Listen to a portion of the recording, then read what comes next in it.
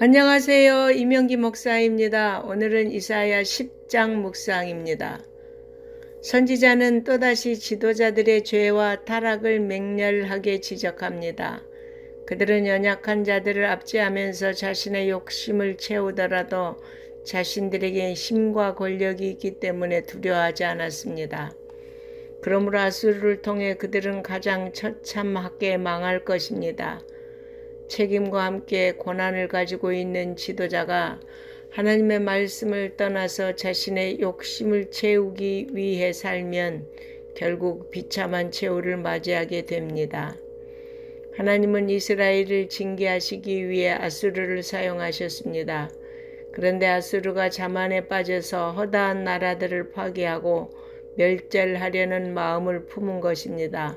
따라서 하나님은 지금까지 진노의 막대기로 사용하신 아수르를 부러뜨려 버리기로 결정하셨습니다. 아수르가 하나님의 심판 도구로 선택된 것은 전적으로 하나님의 주권에 의한 것입니다. 그런데 아수르 왕은 자신의 능력을 과신하며 자랑함으로써 교만했습니다. 그가 정복한 나라들이 제대로 저항도 못하고 무너졌다는 것입니다. 하나님은 이제 그의 교만을 심판하시겠다고 선언하십니다. 그가 자랑하는 모든 영광과 번영, 힘과 권세를 완전히 소멸시켜 버리실 것이라고 하십니다.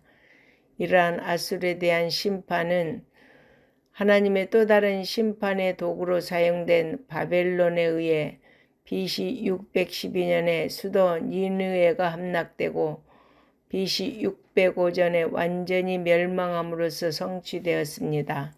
교만은 패망의 선봉이요 거만한 마음은 넘어짐의 앞잡이입니다. 교만한 자는 반드시 멸망할 것입니다. 하나님은 백성을 징계하시는 기간이 끝나면 남은 백성을 기억하시고 돌아오게 하실 것입니다.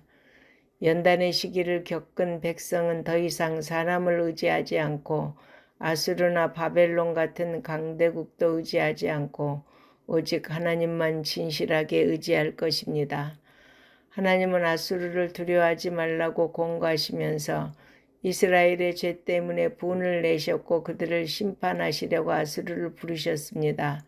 그러나 이제 분을 그치시고 교만한 아수르에게 역으로 하나님이 채찍과 막대기로 그들을 치실 것입니다.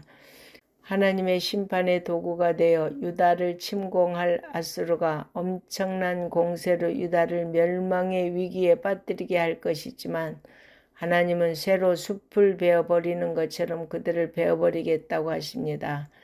이 예언은 히스기야 때 말씀 그대로 성취되었습니다.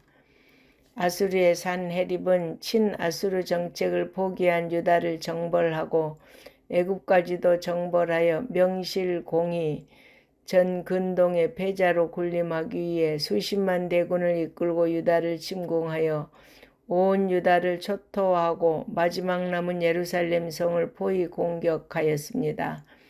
그러자 히스기야 왕을 비롯하여 유다의 남은 백성들은 하나님 앞에 엎드려 회개하며 하나님만 의지하기 시작하였고 이에 하나님은 아수르군 18만 5천 명을 괴멸시키므로 산헤립은 남은 군대를 이끌고 황급히 본국으로 퇴각할 수밖에 없었습니다. 아무리 강한 자들이라고 해도 하나님이 광풍을 일으키시면 순식간에 꺾이고 맙니다.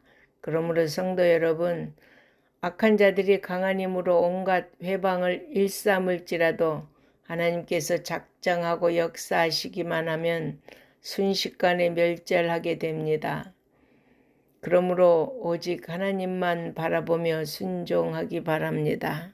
아멘.